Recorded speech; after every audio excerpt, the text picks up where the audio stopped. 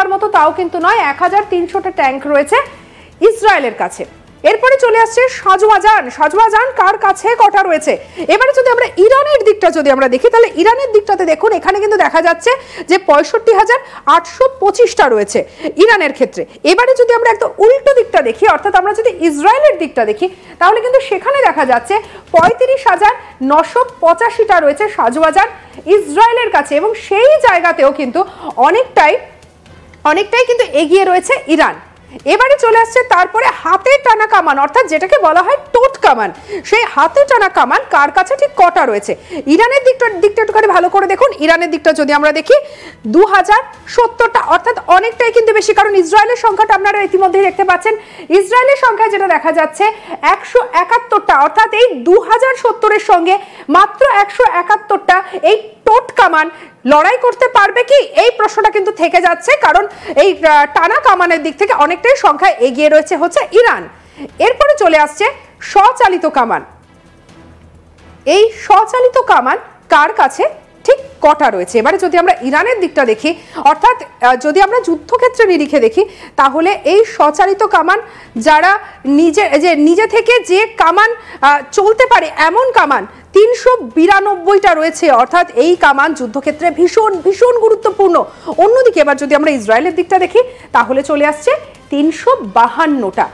সংখ্যাটার গত দিক থেকে খুব বেশি পার্থক্য না হলেও যুদ্ধক্ষেত্রে এই সংখ্যাটাই কিন্তু বড় পার্থক্য করে দিতে পারে, অর্থাৎ ইসরায়েলকে কোথাও একটাকে চ্যালেঞ্জের মুখে ফেলে দিতে পারে ইরানের কাছে যদি স্থলবাহিনীর লড়াই করে।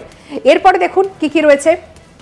রকেট প্রজেক্টর ইরানের কাছে রয়েছে 1517টা রকেট প্রজেক্টর, সংখ্যাটা ভালো করে খেয়াল করুন। এবং অন্যদিকে এবারে যদি আমরা ইসরায়েলের দিকটা দেখি, মাত্র কটা দেখতে পাচ্ছেন, 183টা, অর্থাৎ স্থলবাহিনীর দিক থেকে, স্থলসেনার দিক থেকে ইসরায়েল অনেকটাই পিছিয়ে রয়েছে ইরানের কাছে। সেটা কিন্তু প্রত্যেকটা ক্ষেত্রে বারবার প্রমাণ হয়ে যাচ্ছে। অর্থাৎ এই যুদ্ধ যে ঠিক কোন দিকে মোড় নিতে পারে, সেটা কিন্তু বর্তমানে একটা বড় প্রশ্ন হয়ে দাঁড়িয়েছে। এবারে অন্যদিকে যে প্রথমেই বলছিলাম, যদি ইরানের সঙ্গে চীন, ইসরায়েলের সঙ্গে ইউএসএ এই যদি যুক্ত হয়ে যায়, বা এরা যদি পাশে এসে দাঁড়ায়, তাহলে এই যুদ্ধটা কতটা ভয়ঙ্কর হতে পারে। কারণ এই যুদ্ধটা যদি হয়, চীন মানে আমরা জানি তাদের কাছে কি কি রয়েছে, আমেরিকাও যথেষ্ট পরিমাণে শক্তিশালী, তাহলে তো একেবারে ওই শিয়ানে যুদ্ধ হয়ে যাবে। এবারে যদি শিয়ানে লড়াই হয়, যদি আমেরিকা এবং চীন তাদের যদি সরঞ্জাম দিয়ে এই দুই দেশকে সাহায্য করতে থাকে, তাহলে কি হতে পারে। চলুন এবার আমরা সেই দিকটা নজর রাখি। প্রথমে এবারে আপনাদেরকে বলবো যে কে ঠিক কত নম্বর স্থানে দাঁড়িয়ে রয়েছে। ইরান আগেই বলেছিলাম 16তম, এবং চীন হচ্ছে 3য় স্থানে রয়েছে সামরিক দিক থেকে। এবারে চলে আসছে ইসরায়েলের বিষয়টা, দেখতেই পাচ্ছেন বিশ্বে 15 নম্বর স্থানে, এটা আপনাদের আগেই বলেছিলাম। এবং ইউএসএ হচ্ছে প্রথম স্থানে। মাথায় রাখতে হবে 1 নম্বরে রয়েছে সামরিক দিক থেকে, তার মানে তাদের কাছে উন্নত প্রযুক্তির প্রত্যেকটা যুদ্ধ করার মতো অস্ত্র রয়েছে, তাই ভীষণ গুরুত্বপূর্ণ যদি এই লড়াই হয় সেক্ষেত্রে। এবারে প্রতিরক্ষা বাজেটে যদি আমরা দেখি, ইরান এবং চীন এদের দুজনের যদি মিলিত প্রতিরক্ষাগত যদি অস্ত্র যদি খরচা দেখা যায়, তাহলে 28,230 কোটি ডলার।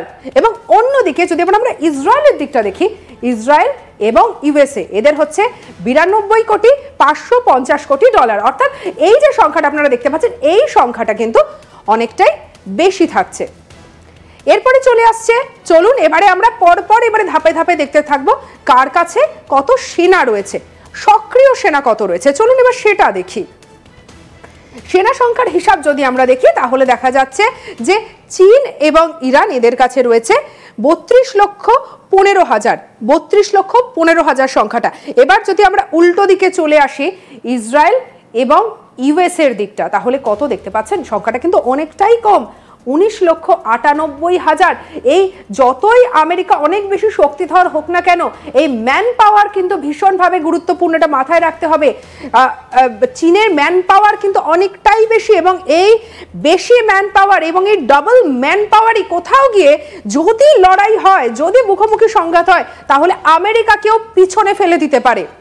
এরপরে চলে আসছে রিজার্ভ সেনা কার কাছে রয়েছে কতটা। ইরান এবং চীন তাদের কাছে রিজার্ভ সেনা কতটা রয়েছে সেটা দেখব। রিজার্ভ সেনা যদি আবার আমরা ইরান এবং চীনের দিকটা দেখি তাহলে 8,60,000 রয়েছে। এবং অন্যদিকে এবারে যদি আমরা দেখি ইসরায়েল এবং ইউএসএ তাহলে 12,64,500 রয়েছে রিজার্ভ সেনা। অর্থাৎ এক্ষেত্রে আবার যদি দেখা যায় তাহলে রিজার্ভ সেনার নিরিখে আমেরিকা অনেকটাই বেশি, আমেরিকা এবং ইসরায়েলের এই যে জুটি, এই জুটি অনেকটাই বেশি শক্তিশালী। কারণ আমরা প্রথমেই আপনাদেরকে বলেছি যে ইসরায়েলের কাছে রিজার্ভ সেনার সংখ্যাটা অনেকটাই বেশি এবং সেই সংখ্যা বেশিটাই কিন্তু এক্ষেত্রে কাজ করে দেবে। এবারে চলে আসছে আধা সেনার প্রসঙ্গ। এবারে যদি আমরা দেখি যে ইরান এবং চীনের ক্ষেত্রে আধা সেনা কার ঠিক কতটা রয়েছে। আধা সেনা 8,45,000 আধা সেনা রয়েছে এই জুটির, অর্থাৎ ইরান এবং চীন এই জুটির। এরপরে আমরা যদি দেখতে থাকি এই দিকটা তাহলে ইসরায়েল এবং ইউএস এর কাছে আধা সেনা রয়েছে মাত্র 35,000। এক্ষেত্রেও কিন্তু সেই ম্যান পাওয়ারের বিষয়টা চলেই আসছে। এবং যদি আমরা সবটা মিলিয়ে দেখি তাহলে যেহেতু চীনের ম্যান পাওয়ার বেশি, তাই কোথাও একটা গিয়ে এই সেনা সংখ্যার জায়গায় টেক্কা দিয়ে দিতে পারে চীন এবং ইরানকে। এবং এই লড়াই যে কতটা ভয়ানক হতে পারে, কোন দিকে মোড় নিতে পারে যদি এই লড়াই হয়, পুরোটাই কিন্তু আমরা ধারণার উপরে বলছি, যদি এই লড়াই হয় তাহলে কোন দিকে মোড় নিতে পারে, সত্যি সেটা কিন্তু একটা ভাবনা চিন্তা করার বিষয়। এরপরে চলুন এবারে আমরা বায়ুসেনার দিকটা নজর রাখি। যদি আকাশপথে অ্যাটাক হয় তাহলে কার কাছে কি রয়েছে, কে কিভাবে অ্যাটাক করতে পারে। এবারে দেখুন এই প্রথমেই চলে আসছে হচ্ছে সামরিক বিমান। সামরিক বিমানগত দিকে এবারে যদি আমরা দেখি তাহলে ইরান এবং চীন হচ্ছে 3,860 রয়েছে ইরান এবং চীনের কাছে সামরিক বিমান। এবার এই সংখ্যাটাই যদি এবার আমরা ইসরায়েলের দিকটা দেখি তাহলে ইসরায়েলে 13,655 হচ্ছে সামরিক সেনা। সামরিক সেনা কিন্তু ইসরায়েলের অনেক বেশি রয়েছে, সামরিক বিমান অনেক বেশি রয়েছে হচ্ছে ইসরায়েলের ক্ষেত্রে। অর্থাৎ এক্ষেত্রে ইসরায়েল এবং ইউএসএ যদি মিলিতভাবে যদি এই সংখ্যাটা হয় তাহলে কিন্তু আকাশপথে যুদ্ধের ক্ষেত্রে বেগ পেতে হবে চীন এবং ইরানকে। অন্যদিকে এবারে চলে আসছে এরপরেরটা যুদ্ধ বিমান।